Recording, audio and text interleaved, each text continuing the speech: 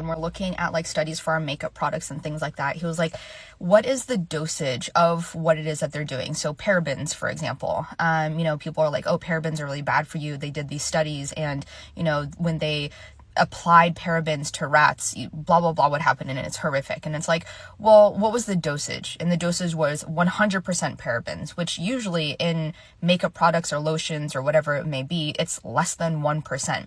Additionally, they applied it to rats, which their skin and their microbiome that they have is significantly different than a human's. And so studies like that, how people present information based off of scientific studies, you have to look at the application and you have to look at the dosage.